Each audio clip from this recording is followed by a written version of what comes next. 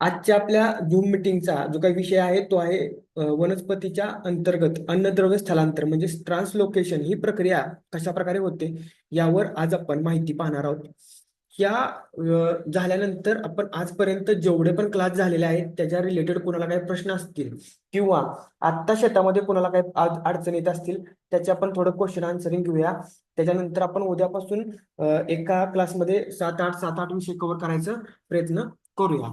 शेतकरी मित्रांनो, सगळ्यात वनस्पतीमध्ये वॉटर ऍब्झॉर्प्शन ट्रान्सपोर्ट प्रोसेस सुरू झाल्यानंतर त्याचं प्रकाश संश्लेषण झाल्यानंतर जे अन्न तयार होतं ते अन्न वहन प्रक्रियेद्वारे म्हणजे त्या भागातून स्थलांतर केलं जातं त्याला ट्रान्सलोकेशन असं आपण म्हणत असतो.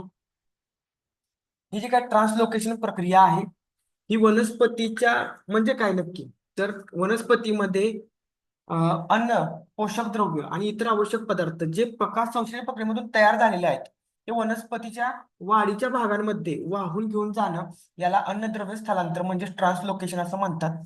शेतकरी मित्रांनो, आपण पहिल्या दिवशीची प्रोसेस बघितली ज्याच्यामध्ये आपण वॉटर ऍब्झॉर्प्शन आणि ट्रान्सपोर्टेशन ही प्रोसेस बघितली. ह्या दोन्ही प्रोसेस एकमेकांशी रिलेटेड आहेत. याचे दोन पार्ट पडतात. पहिल्या पार्टमध्ये वनस्पती जमिनीमधून झायलम पेशींच्या माध्यमातून पाण्याचं वहन करून आणते आणि ते पानांमध्ये पाठवते आणि दुसऱ्या प्रोसेसमध्ये म्हणजेच ट्रान्सलोकेशन म्हणजेच अन्नद्रव्य स्थलांतर प्रोसेसमध्ये वनस्पती तयार झालेले अन्न कोलम पेशींद्वारे वाढीच्या भागांना पाठवते. साधे सिंपल दोन गोष्टी आहेत. सगळ्यात महत्वाची गोष्ट एक लक्षात घ्यायची आहे की झायलम आणि कोलम पेशी यांचं कार्य वेगवेगळं आहे, यांचं लोकेशन वेगवेगळं आहे. त्याचबरोबर ह्या वेगवेगळ्या गोष्टी वहन करत असतात. परंतु या दोन गोष्टी जर का नसतील, या दोन्हीमधील एक जरी गोष्ट ही झाली वीक झाली तरी तिचा इम्पॅक्ट दुसऱ्या गोष्टीवर किंवा दुसऱ्या ह्याच्यावर पडत असतो, प्रोसेसवर पडत असतो. त्याच्यामुळं जसं काय आपण पहिल्यापासून बघतोय वॉटर ऍब्झॉर्प्शनचा इम्पॅक्ट हा तुमच्या फोटोसिंथेसिसवर होतो. त्याचबरोबर फोटोसिंथेसिसचा इम्पॅक्ट गारपट कोणाचा माईक चालू आहे? माईक बंद करा. पाणी पाजलं मात्र खाली नको आपल्याला. माईक बंद करा. माईक माईक बंद करा.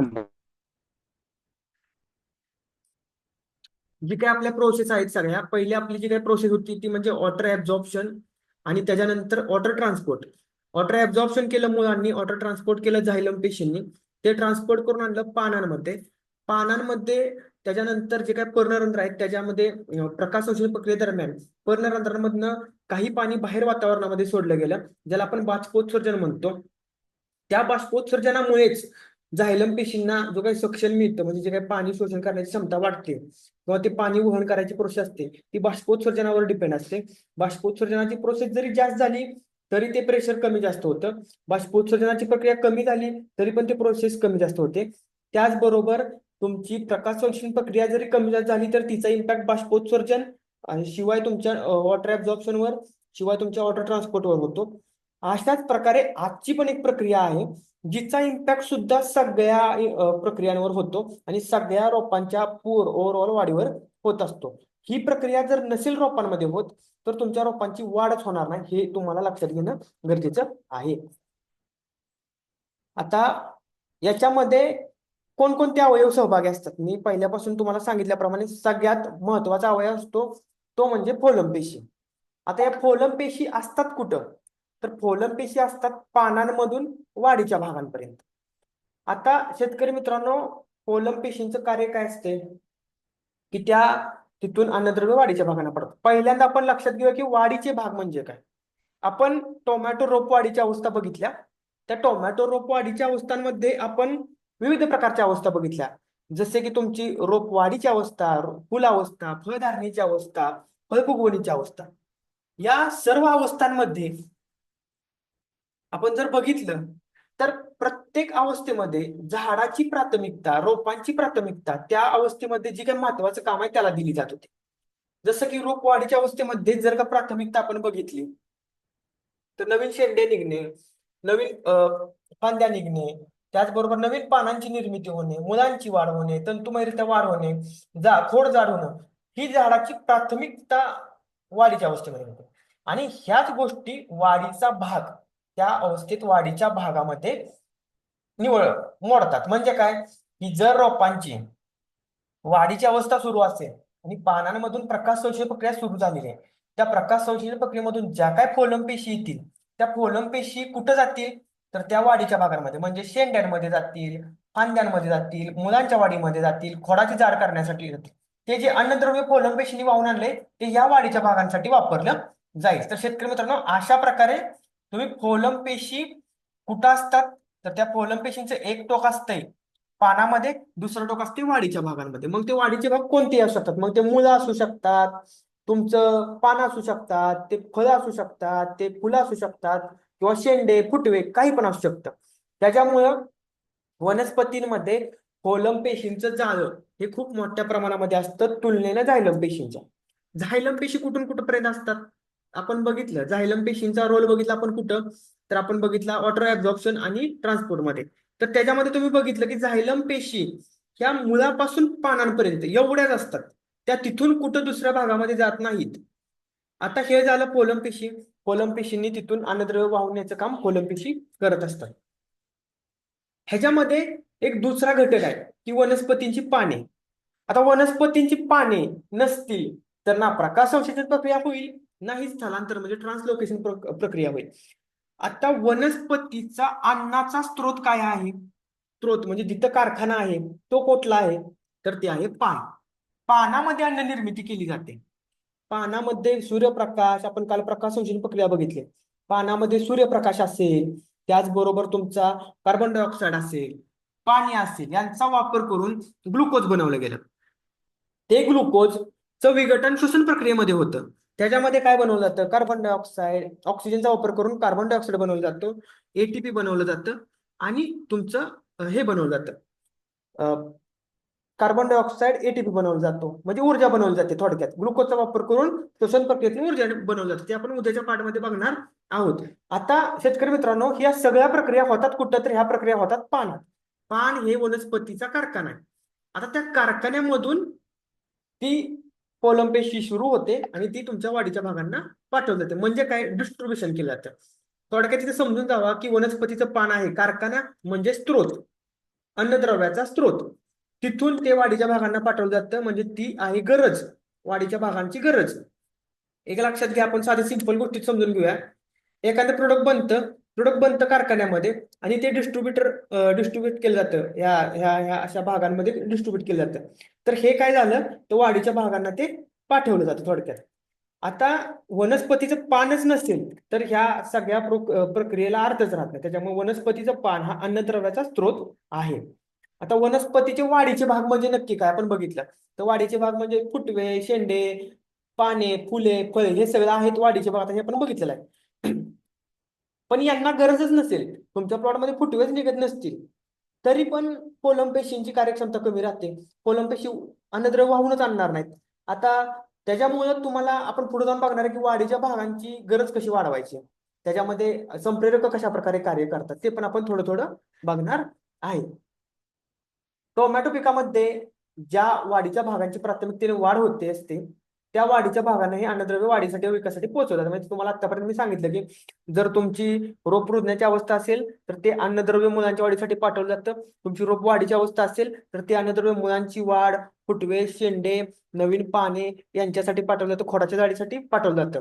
त्याच्यानंतर हेच अन्नद्रव्य जर तुम्ही फुलावस्थेमध्ये बघितलं तर त्या पोलमपेशी त्या अन्नद्रव्य फुलांच्या निर्मितीसाठी वापरतात, तिथं नेऊन ठेवतात. त्याचबरोबर जर तुम्ही बघितलं की फळधारणेमध्ये तर त्यावेळेस ती प्रोसेस होते. मग त्यासाठी त्या अन्नद्रव्याचं स्थलांतर त्या भागामधून त्या भागामध्ये केलं जातं. हे सगळं तुमच्या वनस्पतीच्या वाढीचे भाग कोणकोणते आहेत त्याच्यावर त्या गोष्टी डिपेंड आहेत. आता ही प्रक्रिया कशी होती हे आपण जरा थोडं विस्तारितपणे बघूया किंवा एक तुम्हाला समजेल अशा भाषेमध्ये बघूया. वनस्पती काय करते, प्रकाश संश्लेषण प्रक्रियेदरम्यान पाणी, कार्बन डायऑक्साईड आणि सूर्यप्रकाशाचा वापर करून अन्नद्रव्य बनवते. हे अन्नद्रव्य असते ग्लुकोज स्वरूपात. हे ग्लुकोज स्वरूपातील अन्नद्रव्य श्वसन प्रक्रियेमधून त्याच्यामधून एटीपी बनवलं जातो. एटीपी म्हणजे काय, सुक्रोज बनवलं जातं आणि ते अन्नद्रव्य वाढीच्या भागांना पाठवलं जातं. आता ह्याच्यामध्ये काय होतं की पहिल्यांदा प्रकाश संश्लेषण प्रक्रियेमध्ये अन्न तयार झालं आणि ते अन्न कोलम पेशींमध्ये अन्नानं प्रवेश केला. म्हणजे ते पूर्णपणे कोलम पेशींमध्ये सुक्रोज अन्न जे काही अन्न आहे आपण समजून जाऊया, ते अन्न कोलम पेशीमध्ये लोड केलं. आता तिथून लोड झाल्यानंतर सेकंड काम काय असतंय, की ते लोड झाल्यानंतर ते तिथून वाहून नेण्यासाठी त्या पेशींमध्ये दाब तयार होणं गरजेचं आहे, ज्याला आपण टर्गर दाब म्हणतो. आता तो दाब तयार कसा होणार? ज्यावेळेस वनस्पती जमिनीमधून पाणी शोषण करणार कुठल्या पेशींमधनं? मुळांद्वारे. ते कुठून जाणार? झायलम पेशींमधून वहन करून वनस्पतीच्या पानामध्ये येणार. ज्यावेळेस वनस्पतीच्या पानांमध्ये झायलम पेशींमधून पाणी येणार, ते पाणी फोलम पेशींमध्ये प्रवेश करतं. ज्यावेळेस ते पाणी फोलम पेशींमध्ये प्रवेश करतं, त्यावेळेस पेशींमध्ये टर्गर दाब तयार होतो. आणि तो टर्गर दाब संपूर्णपणे ते अन्नद्रव्य वाहून नेण्यासाठी एक प्रेशर मेंटेन करतं. आणि वनस्पती त्या पानामधून जे काय अन्नद्रव्य वाहून न्यायचे ते वाढीच्या भागांपर्यंत वाहून घेऊन जातात. तिथं गेल्यानंतर ते अनलोड केलं जातं. थोडक्यात कसं आहे, की तिथं गेल्यापर्यंत ते अनलोड केलं गेलं. अनलोड झाल्यानंतर त्या ठिकाणी ते अन्नद्रव्य अनलोड झाल्यानंतर ते जे काय पाणी आहे, ते पाणी पुन्हा रिटर्न झायलम पेशींमध्ये येतं. आणि झायलम पेशींमधून ते पाणी पुन्हा प्रकाश संश्लेषण प्रक्रिया किंवा बाष्पोत्सर्जन प्रक्रियेमध्ये वापरलं जातं. सो वनस्पतीनं पहिल्या कार्यामध्ये जे काय फोलम पेशींनी काय केलं, की अन्नद्रव्य लोड करून घेतलं फोलम पेशींमध्ये, जे बनवलं गेलं प्रकाश संश्लेषण प्रक्रियेतून. सेकंड कामामध्ये म्हणजे सेकंड वर्क मध्ये काय केलं, की झायलम पेशींनी फोलम पेशींमध्ये प्रेशर तयार केलं पाणी पाठवून. आता थर्ड काम काय आहे, की ते अन्नद्रव्य वाढीच्या भागांपर्यंत घेऊन गेल्या पेशी, तिथे ते अनलोड केलं. अनलोड केल्यानंतर पेशीमधला दाब कमी झाला आणि पूर्ण जे काही पाणी आहे ते पुन्हा झायलम पेशींमध्ये आलं. आणि ते झायलम पेशींमध्ये आलेल्या पाण्याचा पुनर्वापर प्रकाश संश्लेषण प्रक्रियेसाठी आणि बाष्पोत्सर्जनासाठी केला. बाष्पोत्सर्जनाचा वेग जो काय आहे, त्याच्यामुळे पुन्हा जमिनीतून ऍब्झॉर्प्शन वाढलं. त्याचबरोबर प्रकाश संश्लेषण प्रक्रियेचा वेग वाढल्यामुळं पुन्हा ट्रान्सलोकेशनची प्रक्रिया वाढली. तर अशा प्रकारे तुम्ही बघितल्याप्रमाणे की कोलम पेशी या मुख्य आहेत, त्या पानांमधून अन्नद्रव्य अनलोड करून घेतात. पानांमधून अन्नद्रव्य अनलोड केल्यानंतर ते अन्नद्रव्य प्रेशरच्या माध्यमातून पोहोचवण्यासाठी झायलम पेशींमधून कोलम पेशींमध्ये पाण्याचं प्रेशर तयार केलं जातं. आणि शेवटी ज्यावेळेस अन्नद्रव्य ज्या ठिकाणी वाढीच्या भागापर्यंत पोहोचवलं जातं, त्या ठिकाणी ते अनलोड केलं जातं. आणि ते पुन्हा पाणी ज्यावेळेस अनलोड केलं, त्यावेळेस कोलम पेशींमधला दाब कमी होतो आणि तो पूर्णपणे पाणी पुन्हा झायलम पेशींमध्ये येतं. झायलम पेशींमधून ते पाणी पुन्हा प्रकाश संश्लेषण प्रक्रियेसाठी वापरलं जातं. सो झायलम पेशी कोलम पेशींचं कनेक्शन हे पानांमध्ये असतं, वनस्पतीच्या पानांमध्ये असते. तर आता आपण बघितलं की ट्रान्सलोकेशन प्रक्रिया कशा प्रकारे कार्य करते. पूर्णपणे बघितलं की त्याच्यामध्ये कोणकोणते घटक असतात, म्हणजे कोणकोणते अवयव इम्पॉर्टंट असतात. आणि दुसरं बघितलं आपण की ती कशा प्रकारे कार्य करते. त्याच्यामध्ये आपण पूर्णपणे त्याची 3 टप्पे करून आपण ती प्रक्रिया बघितलेली आहे. आता या जी काय ट्रान्सलोकेशनची प्रक्रिया आहे, हिच्यावर परिणाम करणारे घटक कोणते आहेत ते बघणं गरजेचं आहे. मग त्यामध्ये आपण सगळ्यात पहिल्यांदा अंतर्गत घटक जे ट्रान्सलोकेशन कमी जास्त करण्यास हे करतात ते बघणार आहोत. शेतकरी मित्रांनो, एक लक्षात घ्या की ज्यावेळेस तुम्ही प्रकाश संश्लेषण प्रक्रिया बघता, जेवढं प्रकाश संश्लेषण प्रक्रिया चांगली आहे, तेवढं प्रकाश संश्लेषण प्रक्रियेचा दर जास्त आहे, तेवढा प्रकाश संश्लेषण प्रक्रियेतून अन्न जास्त प्रमाणामध्ये तयार होतं. जेवढं अन्न जास्त प्रमाणामध्ये तयार होतं, तेवढ्या जास्त प्रमाणामध्ये त्या अन्नाचं एका भागामधून दुसऱ्या भागामध्ये स्थलांतर करावं लागतं. बिकॉज ऑफ जेवढं अन्न तयार करणार, तेवढा स्थलांतर प्रक्रियेचा रेट वाढणार आहे. आता आपण कालच्या भागामध्ये बघितलं की प्रकाश संश्लेषण प्रक्रियेचा दर कसा वाढवायचा. एकदम शॉर्ट रिव्ह्यू मध्ये मी सांगतो. पहिली गोष्ट म्हणजे मुलांची कार्यक्षमता वाढवा, जमिनीची निवड चांगली करा, मशागत चांगली करा, जेणेकरून जमीन भुसभुशीत राहील, पाणी धरून ठेवण्याची क्षमता चांगली राहील. मुलांची वाढ चांगल्या प्रकारे होण्यासाठी चांगल्या उत्पादनांचा वापर करा. आपण कालच बघितलं की मुलांची वाढ चांगल्या प्रकारे होण्यासाठी सगळ्यात पहिल्यांदा तुम्ही वापरायचं आहे जे काही humic acid, amino acid, seaweed आहेत ते वापरणं गरजेचं आहे. ज्यावेळेस तुम्ही ही उत्पादने वापरणार, मुलांच्या कक्षेमध्ये एक चांगल्या प्रकारचा सेंद्रिय हे तयार होणार आहे, त्यावेळेस मुलांची वाढ चांगल्या प्रकारे होणार आहे. त्याच्यानंतर तुम्ही जमिनीमध्ये मुलांच्या वाढीसाठी लागणारी अन्नद्रव्य देणं गरजेचं आहे. ज्याच्यामध्ये मग तुम्ही काय देऊ शकता, तर फॉस्फरस युक्त जसं 1261 आहे, त्याचबरोबर 60-20 आहे, 13-40-13 आहे, 42-47 आहे, अशा ग्रेडचा वापर, ज्याच्यामध्ये फॉस्फरसचं प्रमाण जास्त आहे, अशा ग्रेडचा वापर तुम्ही करू शकता. त्याच्यानंतरच्या पुढच्या पायरीमध्ये काय करू शकता तुम्ही, की जे काय तुम्ही स्लरी आहे किंवा तुम्ही वर्मी वॉश आहे हे जे काही घटक आहेत सेंद्रियमध्ये ते सोडू शकता. ते सोडल्यानंतर लास्टला तुम्ही काय करू शकता की पीएचबी बॅक्टेरिया आणि मायक्रोरायझा सोडू शकता. या सगळ्या गोष्टी केल्या मुलांच्या वाढीसाठी. आता मुलांच्या वाढीसाठी केल्यामुळं अन्नद्रव्य शोषण वाढलं आणि वहन पण वाढलं. त्याच्यानंतर तुम्ही खोडाच्या जाडीसाठी चांगल्या प्रकारच्या फवारण्या करू शकता. आता ही खोडाची जाडी जर असेल तर झायलम आणि पोलम पेशींचा जो काही प्रेशर आहे तो प्रेशर मेंटेन राहणार आहे. ते झालं की थर्ड प्रोसेसमध्ये तुम्ही पानांवर काम करू शकता प्रकाशाची प्रक्रियेचा दर वाढवण्यासाठी. मग पाणी रुंद पसरट करण्यासाठी तुम्ही फवारणीमधून सिलिकॉनचा वापर करू शकता, मायक्रोन्यूट्रियनचा वापर करू शकता किंवा सेकंडरी न्यूट्रियनचा वापर तुम्ही फवारणीमध्ये करू शकता. आता ह्याच्यासाठी मी तुम्हाला एक स्प्रे सजेस्ट करतो की मी 15 ते 20 दिवसादरम्यान एक स्प्रे देत असतो. आमच्या शेड्यूलमध्ये तो स्प्रे असतो. पहिला स्प्रे आम्ही देतो रोको कराटे स्टॉप इट. ह्या स्प्रेनं कॅल्शियमचा पुरवठा केला जातो. कॅल्शियम ज्यावेळेस वापरलं जातं प्रकाशसंश्लेषण प्रक्रियेसाठी त्यावेळेस कॅल्शियम मधून जे काय तयार होतं ते स्टोअर करून ठेवलं जातं खोडामध्ये. हा पहिला पार्ट झाला. त्याच्यानंतर आम्ही ठिबकद्वारे 13-0-5 आणि कॅल्शियम पण देतो 15 ते 20 दिवसांच्या दरम्यानच. बरेच लोक म्हणतात हे कशाला आत्ता लागते. ते दिल्यामुळं पर्णरंध्रांची उघडझाप मेंटेन होते. मुलांची जी काही टोकं आहेत त्यांना बाहेरचं आवरण वाढतं. खोडाच्या जे काही इपिडर्मिस आहेत त्याचं बळकटीकरण होतं. ह्याचा वापर पण तुम्हाला चांगल्या प्रकारे झालेला फायदा झालेला दिसतो. त्यानंतर आमचा एक स्प्रे असतो बड बिल्डर सिलिकॉस फेंटॅक प्लस, ज्याच्यामध्ये तुम्हाला फॉस्फरस पण जातोय, झिंक पण जातोय, मॅग्नेशियम पण जातोय, कॅल्शियम पण जातोय आणि वरनं तुम्हाला काही हार्मोन्स पण जातात. जसं तुमच्या ह्याच्यामध्ये बघितलं तर बरेच हार्मोन्स असतात. या सगळ्या गोष्टी केल्या की तुमच्या पानांची रुंदी पण वाढणार आहे, खोड पण जाड होणार आहे आणि तुमची महत्वाची गोष्ट म्हणजे मुलांची वाढ पण चांगल्या प्रकारे होणार आहे. हे झालं आपलं प्रकाश संश्लेषण प्रक्रियेचं दर वाढवण्यासाठी. प्रकाश संश्लेषण प्रक्रियेचा दर वाढला की ऑटोमॅटिक तुमच्या रोपांची वाढ झालेली तुम्हाला दिसणार आहे. सो ह्या गोष्टी केल्या तर रोप वाढीच्या अवस्थेमध्ये तुमच्या रोपांची वाढ चांगल्या प्रकारे झाली तुम्हाला दिसून येणार आहे. तर शेतकरी मित्रांनो असा आपण शॉर्ट रिव्ह्यू बघितलेला आहे याचा. आता दुसरी गोष्ट आहे की वाढीच्या भागांची गरज वाढवणं. म्हणजे काय की त्या गोष्टी ज्या वाढीच्या अवस्थेमध्ये जे प्राथमिकता आहे ती जर झाली तर तुमच्या वाढीच्या भागांची गरज वाढणार आहे. आता या सगळ्या गोष्टींमध्ये जर का आपण बघितलं तर तुम्ही वाढीच्या भागांची गरज वाढवण्यासाठी एक उदाहरण देतो तुम्हाला मी की वाढीच्या अवस्थेमध्ये जर तुमच्या टोमॅटो प्लॉटमध्ये फुलं आली, समजून जावा की फुलं आली आणि ती फुलं जर तुम्ही काढली नाहीत तर त्यावेळेस जे काय ट्रान्सलोकेशन प्रोसेस आहे ती वाढीच्या भागामध्ये कमी पण फुलांच्या निर्मितीसाठी जास्त वापरली जाईल. बरोबर आहे ना. जे न्यूली प्लॅन्ट आहे, न्यू म्हणजे जी काही नवीन काम आहे तिथं त्यासाठी ती वापरली जाणार. सो तुम्ही काय करायचं आहे, जर तुमच्या वाढीच्या अवस्थेमध्ये 15 दिवसांच्या आतच जर तुमच्या प्लॉटमध्ये फुलकळी दिसत असेल तर ती फुलकळी काढून टाका. ती फुलकळी काढल्यामुळे काय होतं की जी तुमच्या वाढीच्या भागांना ची गरज आहे ती गरज मोठ्या प्रमाणे वाढते. म्हणजे फुलकळी काढल्यामुळे आपण म्हणतो फुटवे निघाले, माझं पानं रुंद झाली, खोड जाड झालं, शेंड वगैरे निघालं मला. बिकॉज ऑफ ते काय होतं की त्यावेळेस ती अन्नद्रव्य तिथून ट्रान्सपोर्ट करून वाढीच्या भागांना पाठवलं जातं.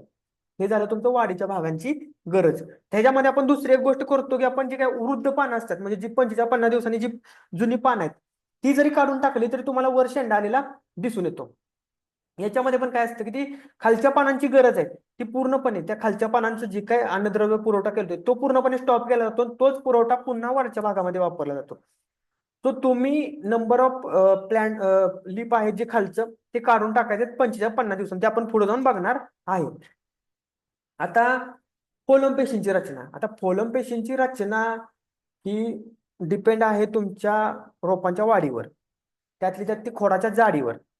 त्याचबरोबर तुमच्या जे काय जेवढे खोडाची जाडी चांगली असेल तेवढं म्हणजे तुमचं जेवढं बेस चांगला असेल तेवढं तुमचं सब ब्रांचेस चांगल्या निघणार आहे. सो खोडाची जाडी चांगली मेंटेन करा. फोलम पेशींची रचना आणि कार्यक्षमता वाढली तुम्हाला दिसून येईल.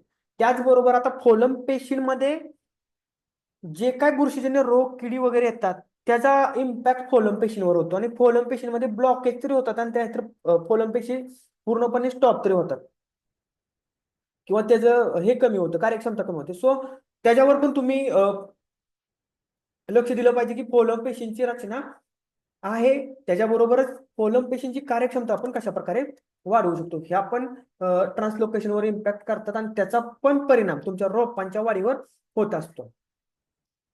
आता पुढचा आपला पार्ट आहे म्हणजे त्याच्यातला पुढचा घटक आहे की स्थलांतरासाठी आवश्यक ऊर्जा. आता हा जो काय पार्ट आहे तुमचा स्थलांतरासाठी आवश्यक ऊर्जा, 1-2 सेकंद द्या.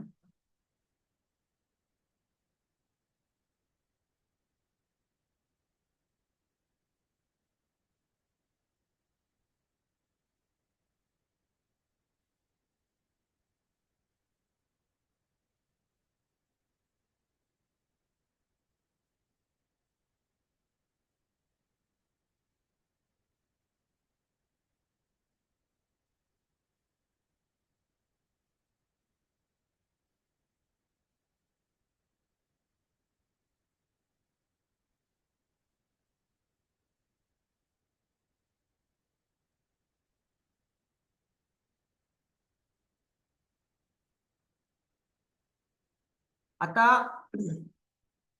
सगळ्यात महत्वाचा पार्ट येतो की तुमच्या वनस्पतीसाठी जे काही फोलम पेशी आहेत त्या फोलम पेशींची कार्यक्षमता वाढण्यासाठी त्यांना जी काही ऊर्जा लागते ती श्वसन प्रक्रियेमधून तयार होते. आणि स्थलांतरासाठी आवश्यक ऊर्जा श्वसन प्रक्रियेमधून होण्यासाठी श्वसन प्रक्रियेचा वेग वाढणं खूप गरजेचं आहे. त्याच्याबरोबर पुढचा अंतर्गत घटक कोणता आहे तर ती म्हणजे पाण्याची उपलब्धता. जेवढी पाण्याची उपलब्धता चांगली आहे तेवढा टर्गर प्रेशर फोलम पेशींमध्ये तयार होणार आहे. आणि जेवढा टर्गर प्रेशर फोलम पेशींमध्ये तयार होणार आहे तेवढं अन्नद्रव्याची वाहतूक एका भागामधून म्हणजे पानांमधून तुमच्या ह्याच्यामध्ये वाढीच्या भागांमध्ये होणार आहे. त्यासाठी तुम्हाला जमिनीमध्ये पाण्याची उपलब्धता असणं खूप गरजेचं आहे.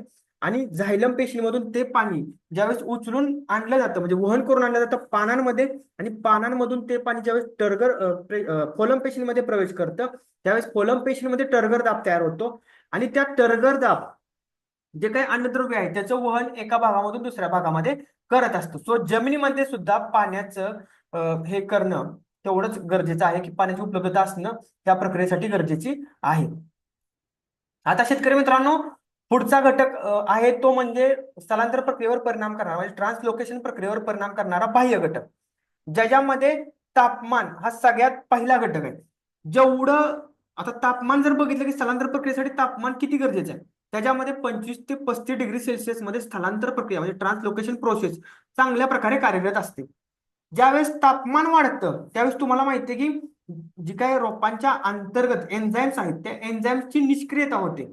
ते एन्झाईम्स निष्क्रिय झाल्यामुळे ज्या काही रोपांच्या अंतर्गत प्रकाश संश्लेषण अन्नद्रव्य जे काही जमिनीमधून पाणी शोषण आणि जे काही हे करायची प्रक्रिया आहे वहन करायची प्रक्रिया आहे ती पूर्णपणे मंदावते. त्याचबरोबर शेतकरी मित्रांनो जी काही तुमचा बाष्पोत्सर्जनाची प्रक्रिया आहे ती पण मंदावते. त्याच्यामुळं तापमान जास्त वाढल्यानंतर त्याचा स्थलांतर प्रक्रियेवर असा परिणाम होतो की तुमच्या ट्रान्सलोकेशन प्रोसेस म्हणजे स्थलांतर प्रक्रिया खूप कमी वेगाने चालते.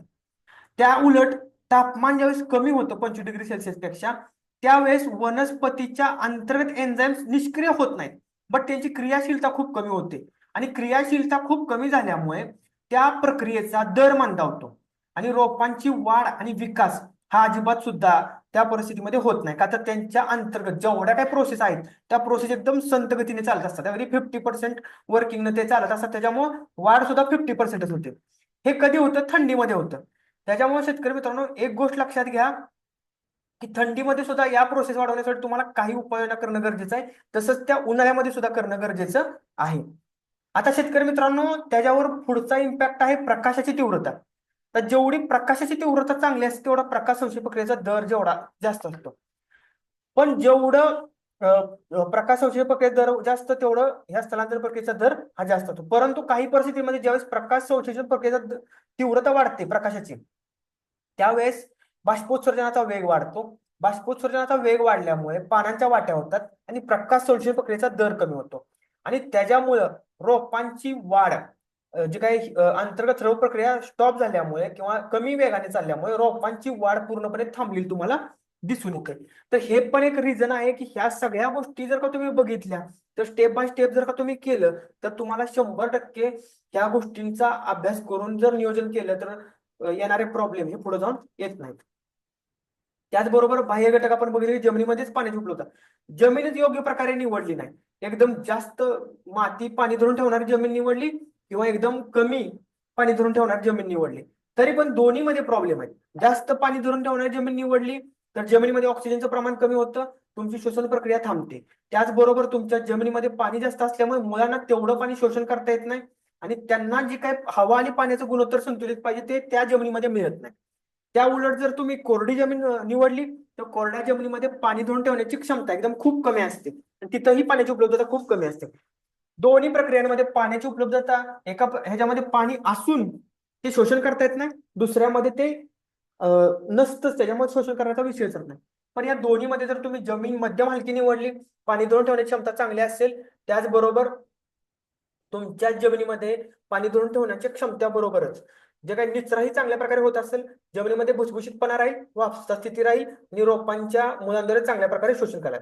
रोपांच्या मुळांद्वारे चांगल्या प्रकारे शोषण करण्यासाठी तुम्हाला जमिनीची मशागत सुद्धा तेवढाच इम्पॅक्टेड मुद्दा आहे. जेवढा चांगल्या प्रकारे करणार आहे तेवढा तुम्हाला त्याचा चांगला फायदा होणार आहे. जमीन खोलवर नांगरली, भुसभुशीतपणा वाढला, त्याच्याबरोबर पाणी धरून शोषण करण्याची क्षमता वाढली. जे बेड आहेत त्याचा बेडचा टॉप 2.5 फूट आणि खोली 1.5 फुटापर्यंत राहिली, तरी पण जमिनीमध्ये ऑक्सिजन चांगल्या प्रकारे खेळत. सो ह्या सगळ्या गोष्टींचा इम्पॅक्ट अंतर्गत ह्याच्यावर होत असतो. त्याच्यामुळे मी तुम्हाला पहिल्यापासून सांगतोय की ज्यावेळेस तुम्हाला उत्पादन 30, 35, 40 टनापर्यंत घ्यायचे तर तुम्हाला ह्या सगळ्या गोष्टी अगोदर करणं, प्रायमरी मध्ये करणं गरजेचं आहे. आता त्याच्यानंतर पुढचा घटक आहे की अन्नद्रव्य उपलब्धता. जर तुमच्या जमिनीमध्ये अन्नद्रव्य उपलब्धता कमी असेल, त्याच्यामध्ये तुम्हाला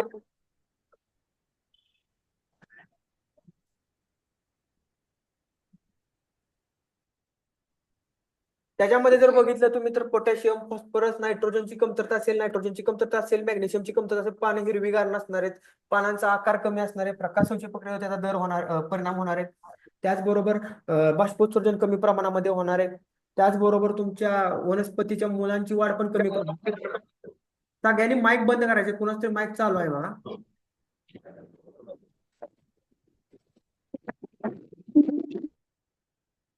तो प्रकाश संश्लेषण प्रक्रियेचा दर तिथं कमी होणार आहे, तुमच्या बाकीच्या प्रक्रियेचा दर. त्याच्यामुळे अन्नद्रव्यांची उपलब्धता जेवढी गरज आहे तेवढी त्यांना देणं तितकीच गरजेची आहे आणि ती जर केली तर तुम्हाला अन्नद्रव्यांचं ट्रान्सलोकेशन प्रोसेसचा वेग वाढेल आणि तुमच्या वाढीच्या भागांना अन्नद्रव्याचा पुरवठा झाल्यामुळे वाढ पण चांगल्या प्रकारे झालेली तुम्हाला दिसणार आहे.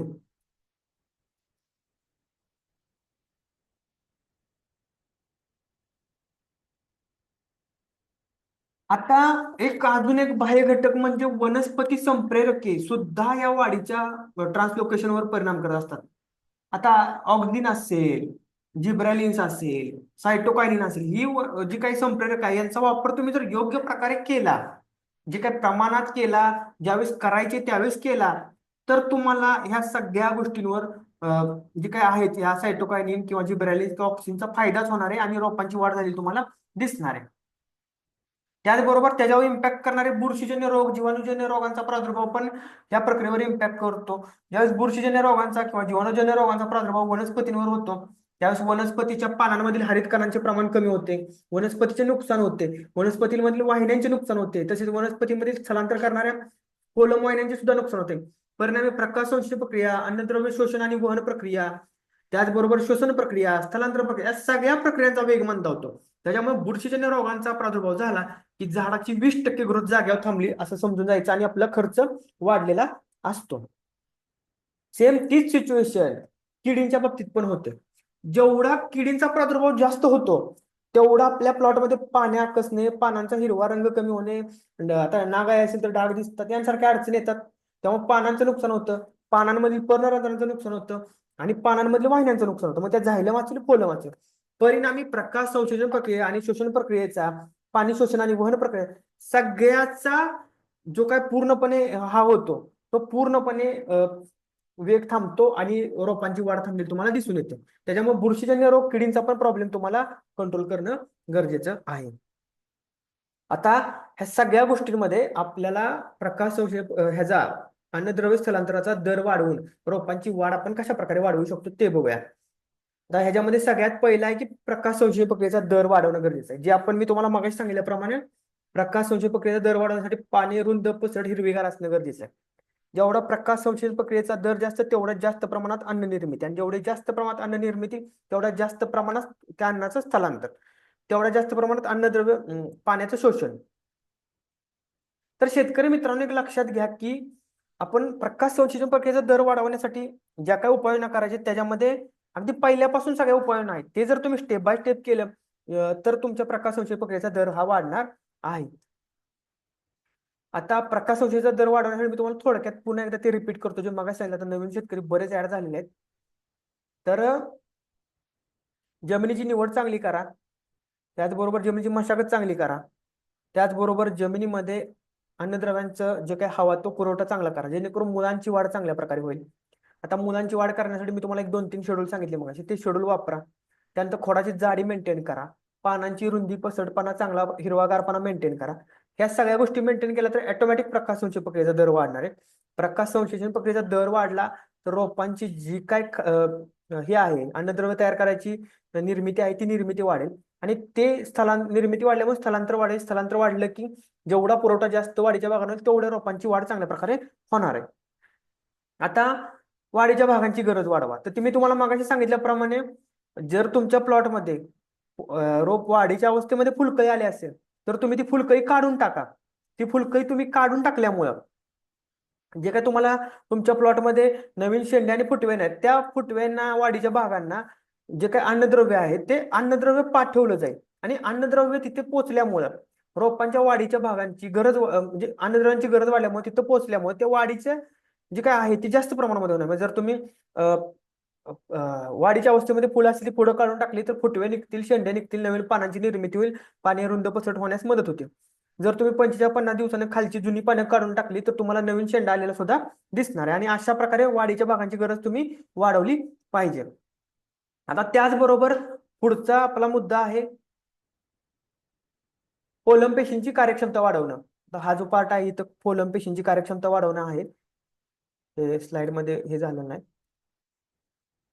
आता फोलम पेशींची कार्यक्षमता वाढवण्यासाठी जमिनीमधून मुळाद्वारे चांगल्या प्रकारे शोषण होणं गरजेचं आहे. बिकॉज ऑफ तुम्ही बघितली एक वर्किंग बघितलं आपण 2 नंबरचं कार्य बघितलं की फोलम पेशींमध्ये जोपर्यंत टरगरदाब तयार होत नाही म्हणजे तो टरगरदाब तयार झाल्याशिवाय फोलम पेशी एका भागामधून दुसऱ्या भागामध्ये जे काय अन्नद्रव्य आहे ते वहन करून नेऊ शकत नाहीत. परंतु जर फोलम पेशींमध्ये झायलम पेशींद्वारे वहन करून आणलेलं पाण्याचं प्रेशर जर मेंटेन तयार झालं तर ते वहन वाढतं. त्याच्यामुळे झायलम पेशींचा रोल पण पाण्याचा दाब तयार करण्यामध्ये असतो आणि पाण्याचा दाबाचा रोल फोलम पेशींमध्ये हा अन्नद्रव्य वहन करण्यामध्ये असतो. तो पहिल्यांदा या पाण्याचं नियोजन योग्य प्रकारे करणं गरजेचं आहे. त्याचबरोबर तुम्हाला फोलम पेशींमध्ये जे काय आहेत त्या फोलम पेशींची मजबूती होण्यासाठी बोरॉन, झिंक यांसारख्या अन्नद्रव्यांची जी काही वेळोवेळी पूर्तता आहे ते पण करणं गरजेचं आहे. त्याचबरोबर तुमच्या पर्णरंध्रांची उघडझाप सुद्धा फोलम पेशींच्या कार्यक्षमतेवर इम्पॅक्ट करते. पर्णरंध्रांची उघडझाप व्यवस्थित असेल तर बाष्पोत्सर्जनाचा दर मेंटेन राहतो. बाष्पोत्सर्जनाचा दर मेंटेन असेल तर फोलम पेशींमधून जे काही पाणी आहे झायलम पेशींमधून जे काही पाणी आहे ते सक्शन करून आणलं जाईल. ते पाणी आणल्यानंतर त्याच्यामधील पाणी फोलम पेशींमध्ये प्रवेश करेल. सो त्याच्यासाठी तुम्हाला पोटॅशियम असेल, कॅल्शियम असेल यांसारख्या अन्नद्रव्यांची पण पूर्तता वेळोवेळी करणं गरजेचं आहे. त्याचबरोबर तुम्हाला पाण्याचं योग्य प्रकारे नियोजन करणं सुद्धा तितकंच गरजेचं आहे. पाण्याचं योग्य नियोजन केल्यास वनस्पतींची मुळे जमिनीमधून पाणी चांगल्या प्रकारे शोषण करतात आणि त्याचं म्हणजे पाणी जेवढं चांगल्या प्रकारे शोषण होईल तेवढा प्रेशर तयार होईल, तेवढं प्रेशर तेवढं फोलम पेशींची कार्यक्षमता वाढेल. आता वनस्पती संप्रेरकांचा वापर करावा. ह्याच्यामध्ये रोपांच्या वाढीच्या अवस्था लक्षात घेऊन त्या वाढीच्या अवस्थेमध्ये जे काय गरजेचं आहे ते तुम्ही करू शकता. म्हणजे आता तुम्ही बघू शकता की जर तुम्ही हे केलं सायटोकाइनिनचा वापर केला तर रोपांची शाखीय वाढ होणार आहे. जर तुम्ही ऑक्सिनचा वापर केला तर तुमची रोपाची हाईट वाढणार आहे. तुम्ही जिबरेलिनचा वापर केला तर तुमच्या प्लॉटमध्ये फुलांची निर्मिती पण चांगल्या प्रकारे होणार आहे. सो जे काय तुमची संप्रेरक आहेत ते संप्रेरक डायरेक्ट देऊ नका, पण ते एखाद्या प्रोडक्ट थ्रू दिली तर त्याचे रिझल्ट तुम्हाला चांगले येतात आणि रोपावर दुसऱ्या कोणत्याही प्रकारचा ट्रेस सुद्धा येत नाही. त्याचबरोबर किडी आणि रोगांवर सुद्धा नियंत्रण करणं तुम्हाला गरजेचं आहे. जेवढं तुम्ही किडींवर आणि रोगांवर नियंत्रण करणार आहे तेवढं फोलम पेशींचं होणारं नुकसान थांबणार आहे. फोलम पेशींचं नुकसान थांबलं की जी काय तुमची वहन प्रक्रिया आहे तिचा स्थलांतर प्रक्रिया तिचा दर वाढणार आहे. तिचा दर वाढला की रोपांच्या वाढीची चांगल्या प्रकारे भागामध्ये अन्नद्रव्य पुरवठा झाल्यामुळे वाढ होणार आहे.